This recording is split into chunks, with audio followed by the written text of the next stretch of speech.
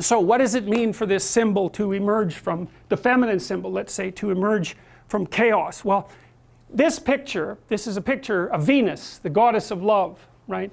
And so I cut this picture out of a larger picture, and it's Venus manifesting herself in a transcendent space, in the sky, in the same way that Christ did in the previous representation.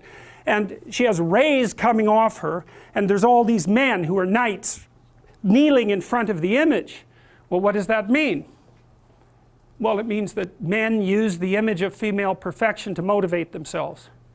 And that's exactly right. That's precisely what they do. You see that in the Tom Sawyer story. So Tom Sawyer is about 12 years old, and he's still hanging around with his friends like Huck Finn. And this girl moves across the street, Becky, and she comes out, and he's struck by her for the first time in his life. Something's changed. And the first thing he does is hop up on a picket fence and show off and balance in front of her. And he's saying, well, look at me, look at me. He's like the male bowerbird building something beautiful so the female will approve of it. And it's motivation. You know, and that's something that I think modern women don't really understand about men. They don't understand that, at least to the degree that males are uncorrupted and not bitter because of being rejected, they're doing everything they can to kneel before the eternal image of the feminine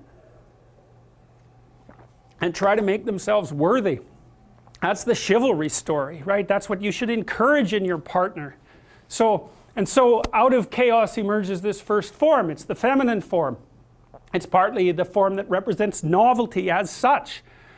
So, and on one hand it's promise, on the other hand it's threat. That you wouldn't believe, and I don't know, because I don't understand the situation with women as well as I understand the situation with men, obviously, being a man. But I don't know if women have any idea how paralyzing they are to especially young men. A very large number of my clinical clients, but also young men I've talked to in general, are absolutely terrified of women because they're terrified of being rejected.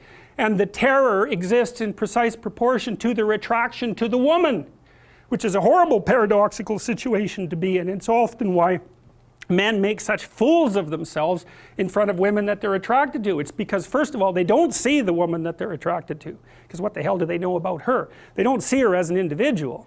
They see her as the manifestation of a judgmental ideal. And then it's only in establishing the relationship with the actual woman that they can start differentiating between the judgmental ideal and the actual individual woman. And that also requires a sacrifice. And the sacrifice is, you never can have an ideal woman.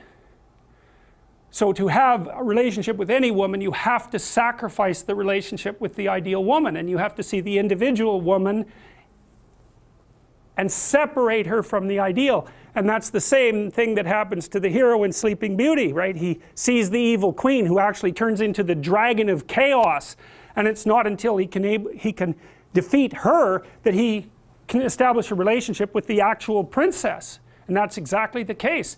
I had one of my clients who ran this men's group, which was quite interesting. One of the things they had the initiates do, which was very intelligent, was to go out and ask 50 women in one day for their phone numbers. Why? Politely, properly, you know. It was a game, but it wasn't a stupid game. And the idea was, get over your fear of rejection. And how do you do that? By encountering it continually and continually and continually, so that you're no longer paralyzed by this.